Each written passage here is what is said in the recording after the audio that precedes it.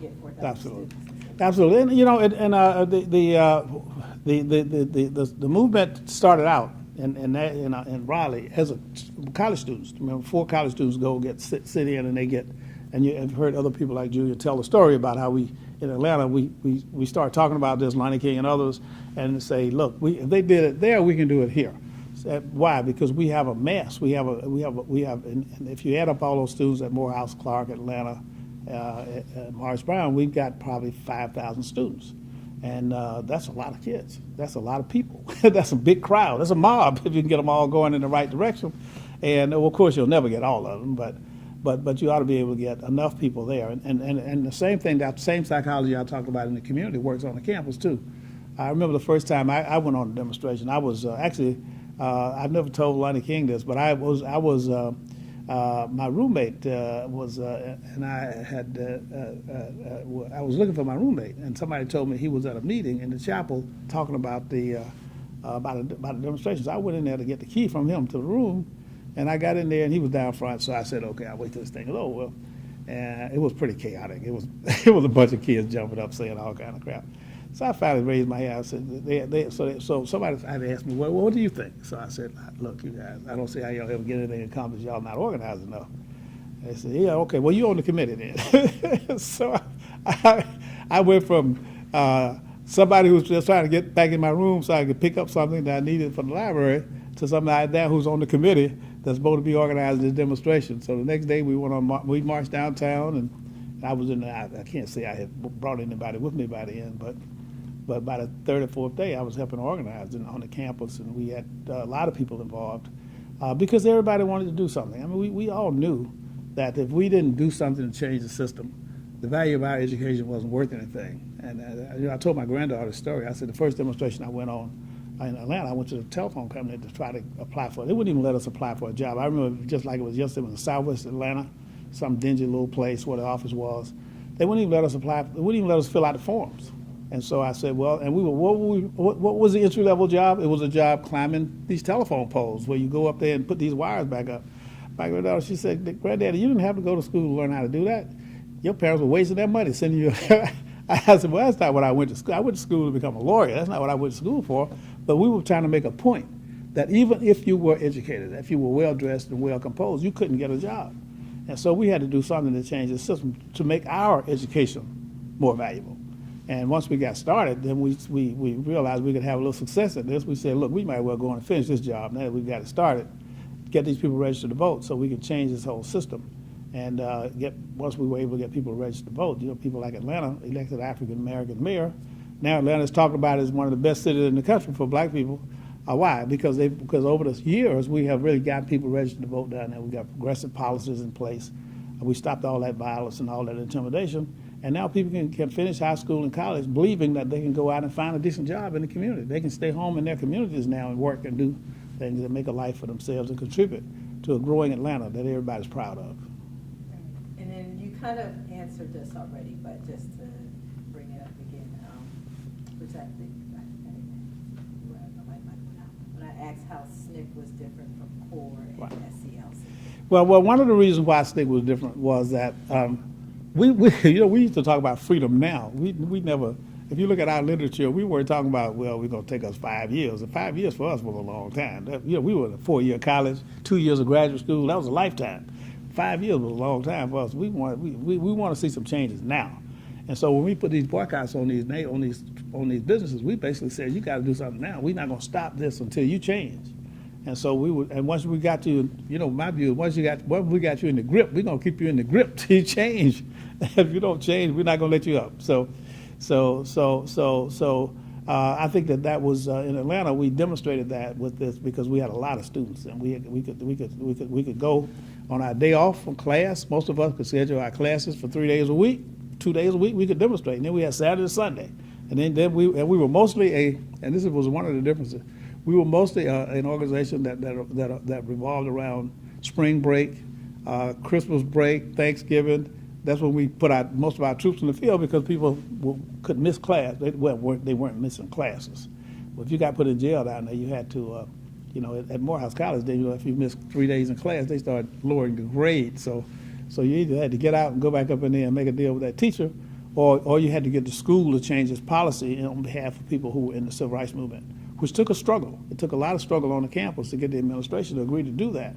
But if you were in a jail and as part of a bona fide demonstration at Morehouse College, they would not mark you absent from the classes, and then they would allow you a chance to make up your grades. And some good professors would send your work to the jail. If you were going to be in there for a while, they send your stuff over there.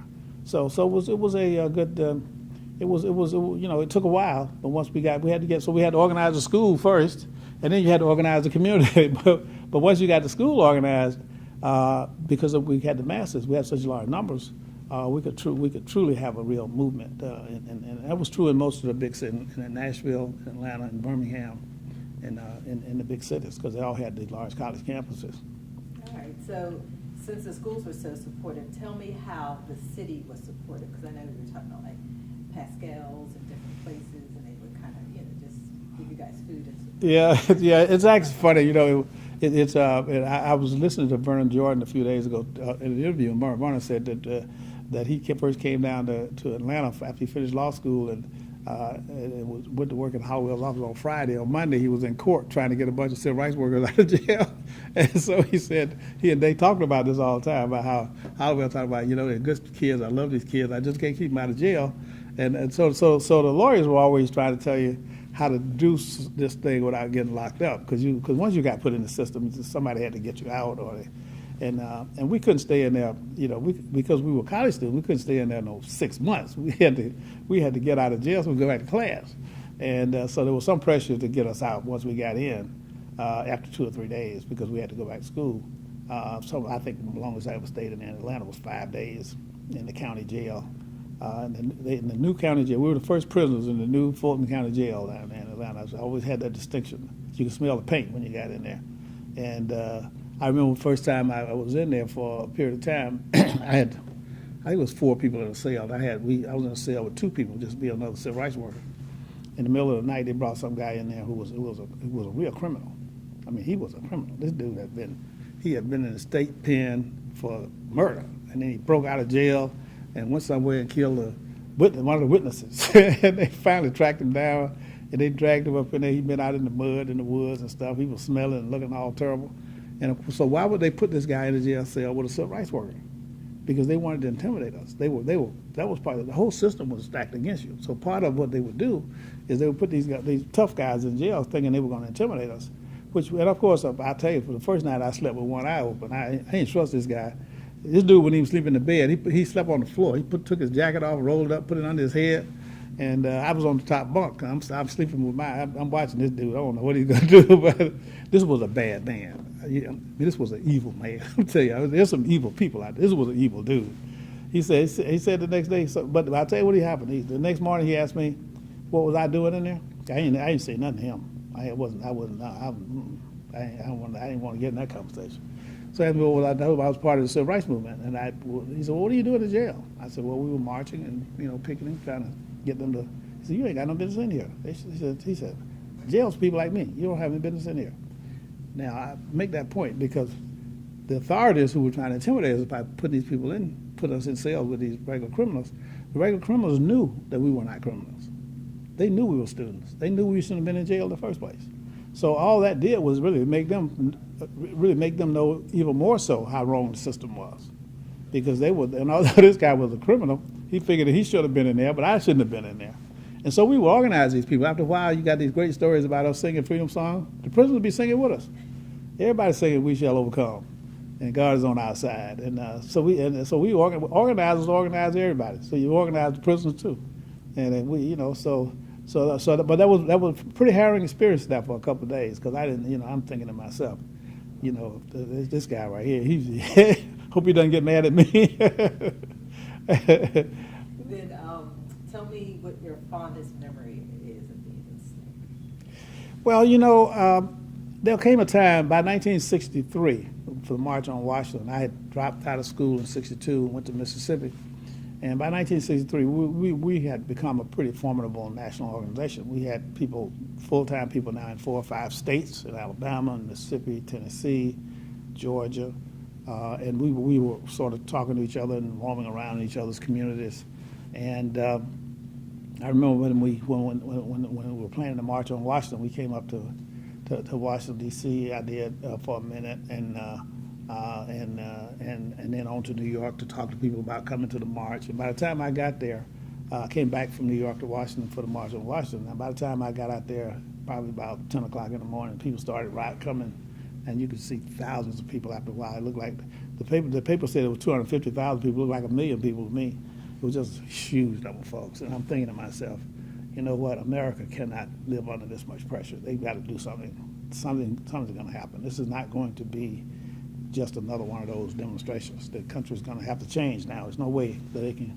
And 2/3 of these marchers were white. These were not just black people. These were 2/3 of these people were white.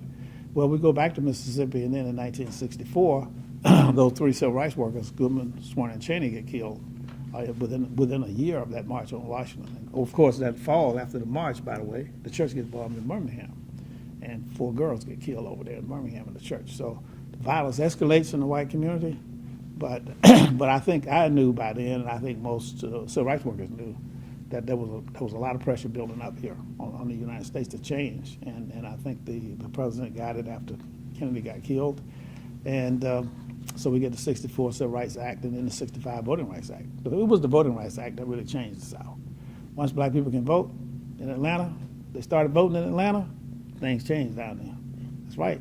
Atlanta's had a black mayor for 40 years now, probably, so things changed. But look, the South didn't change just because people got religion. These Ku Klux Klan people got religion and they started loving black people and stopped bombing their houses. It changed because African Americans started getting elected to these offices. They became the mayors of these towns. They appointed African American police chiefs. And when I went to Morehouse College, black people could not arrest white people.